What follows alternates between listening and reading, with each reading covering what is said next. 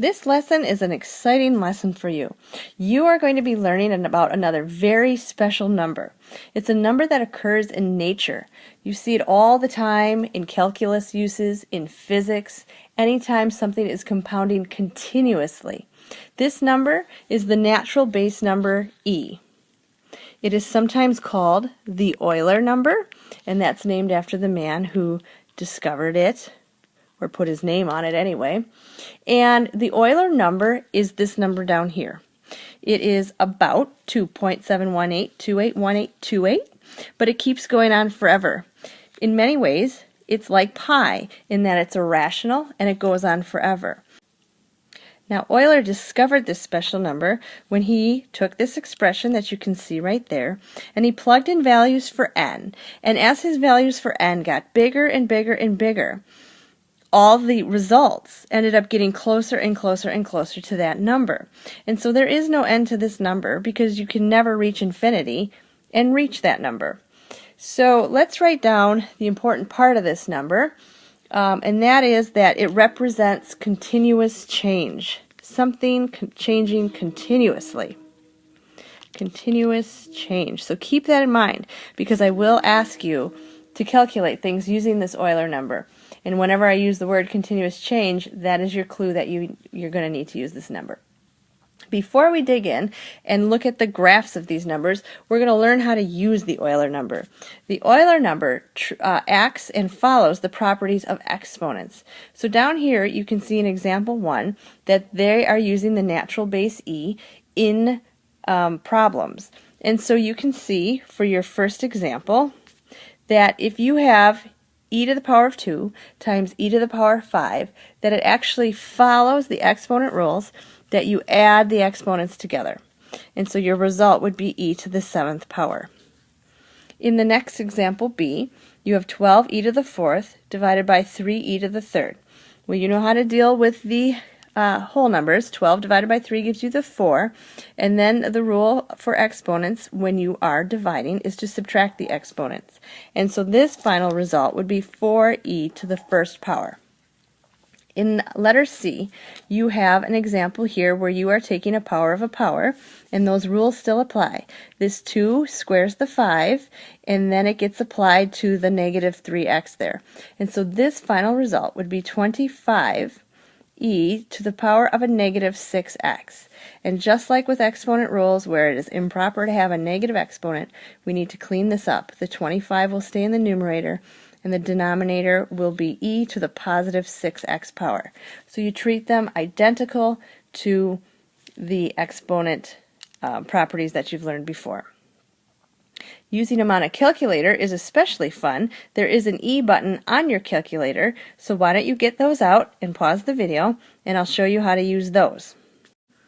Alright, if you have the TI-84, you're going to look for the number E on it. It is a blue number, so you'll be using your second function. It is down the left-hand side. Look down that column. It's below the word log, but above the letters ln. And you will see a blue e to the power of x. So in order to evaluate e to the power of 4, you would hit the second function key. Then you are going to hit the ln button, which has the e to the power of x. And then you might need to close your parenthesis on it, but put the 4 in and then close your parenthesis. And your final answer on your display should be 54, and I'll round it 0.6. All right. We'll try it again, but this time it's with a negative exponent. So once again, you're going to hit the second button for the function. You hit e to the power of x and type in negative 0.09. And make sure you close your parenthesis and hit enter, and you should end up with a number of 0.91. If you're having trouble with this, find a partner. Perhaps they can help you with it. This button is on the other calculators too. It just might take you more time to find, but it's usually around that ln word, which we will hit in another video. Here are some guided practice problems that you need to do. Pause the video, make sure you're writing these down and checking your answers. So pause the video now. Here are the answers. Go ahead and check through them. Pause the video and redo them if you need to. We're going to move on and look at this key concept down here, and it's the graphs of the natural base functions. So here is the parent function, exponential growth, with a natural base e.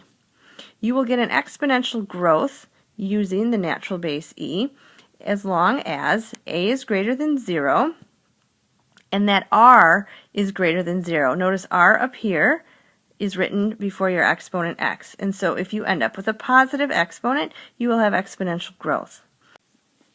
Exponential decay will happen when your exponent of e is negative.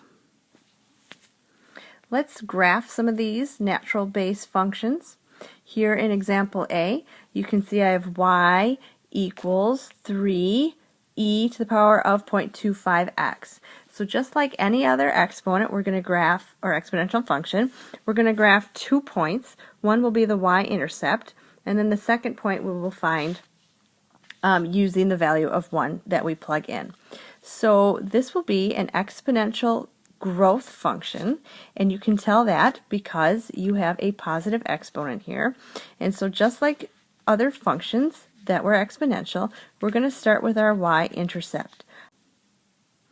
So the y-intercept occurs when x is 0, and then your a value, just like before when we graphed exponential functions, your a value will give you your y coordinate. And so in this case, it's going to be 0, 3. Go ahead and plot 0, 3 up here. And then our second point will be gotten from inserting the number 1.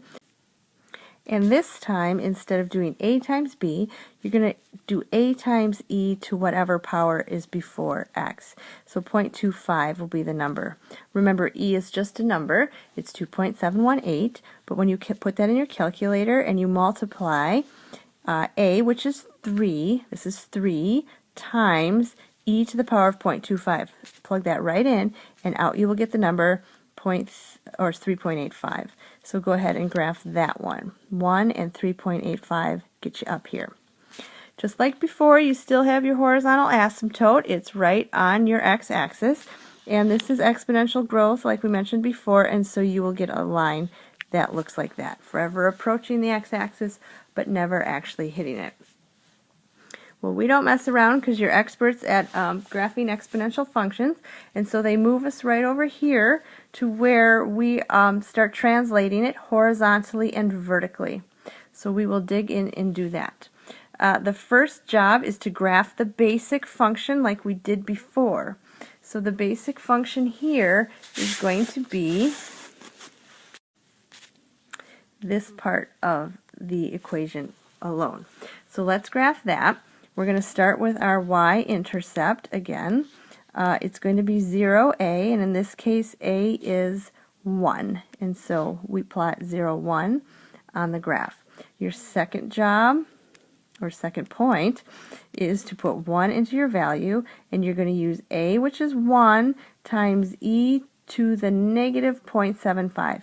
So you put e to the power of negative 0.75, and you should get 0.47, which is about a half. So you're going to go over 1 and up a half. This one, in case you are wondering and are starting to notice, is truly an exponential decay function. Your power is negative, but now that we have those 2 points, we're going to now translate them. So I am going to look at my numbers up here that are affecting it. Here I have a 2. And you know that's your horizontal translation. And so we're going to move it 2 to the right. And then this one tells us we're going to go up 1. It also gives you your new horizontal asymptote. But let's move these blue dots first. So for my first point, this one, I'm going to move it 1, 2 over, and then 1 up. So I turn out to be right here. So 2 over and 1 up puts you right here. For the second blue point, remember that's a half up, so you're going to go over 2 and then 1 up, which puts you kind of right here, doing the best I can on this machine.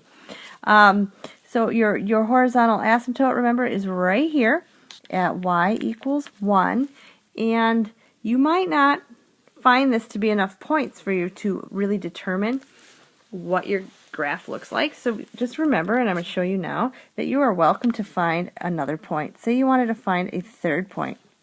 And let's just say I wanted something over here in my negative x values. So I'm going to choose a -2. And so if you wanted to evaluate -2, you evaluate it for its basic function. And so you're going to use this function up here with an x after it. You ignore the translation parts of it. And so what you would substitute in is you have y e to the negative 0.75x. And for that x, you put in a -2 and evaluate that. And so that's just a number. You throw it in your calculator, and out you will get 4.48. Now remember, this is for the blue dots. It's my original function. And so I'm going to go 2 to the left and up about 4.5, which I think puts me here. And then you translate it after that. So I'm going to take that point, and I'm going to go to right and up 1, which puts you up in here. Just in case you wanted to know better what that was looking like as you got more negative. And so then you can draw it in, and there's the graph translated. Here are some guided practice problems. So pause the video and do these and come back and check your answers. Alright, here are your answers in the guided practice problems. Just a few things to note. You had the regular horizontal asymptote there. This one's not that different. You just need to recognize that it's growth. It will help you graph it. The second one, I did do 3 points just because I thought you'd want more practice in seeing it, but you can pick any domain value that you want. Your domain for this is all real numbers, and your range is y has to be greater than 1. In the last one, the domain is going to be all real numbers again, and your range this time will be y is greater than 2. So let's move on to actually practical applications of this value of e as your base number. And again, I told you in the beginning slide that it is most important to be used when you're talking about things being continuously compounded. That means there is no stopping it, there is no daily compounding, there is no yearly. It's like being compounded by the millisecond. It never stops compounding. And so this too is based off your growth model. You remembered this formula from 7.1. It looks like that. The difference is this n value is approaching infinity, a positive infinity. You're continuously compounding. And so you have a formula for continuously compounding interest, and it is this. It is that the amount in your account is going to be the principal that you put in with the base number e. R is your rate of interest, and T is the time in years. So let's use this. Sometimes people remember this as PERT. It helps you remember your continuously compounding interest equation. And so let's look at example 5. It says you deposit $4,000 in an account that pays 6% annual interest compounded continuously. What is the balance after 1 year? Here I've written down the givens. And now it's just a matter of plugging them into your continuously compounding interest equation. So 4,000 is P. Then you write down E to the power of 0.06. Remember, that needs to be in decimal form, times the 1 year. And you put that in your calculator, and you should get 4247.35, which is translated to money, $4,247. Not so bad after 1 year. Make sure you know how to do this in your calculator. Don't just follow my answer. All right, let's do some guided practice. Here you have a problem that says you deposit $2,500 in an account that pays 5% annual interest compounded continuously. Again, you need to be able to differentiate if you are compounding continuously or compounding 4 times a year or each day. So make sure you keep those separate. And then it wants you to find the value after each amount of time listed there. So pause the video. Make sure you're doing these problems on your own so that you know you're using your calculator correctly. Pause. All right, here are your answers.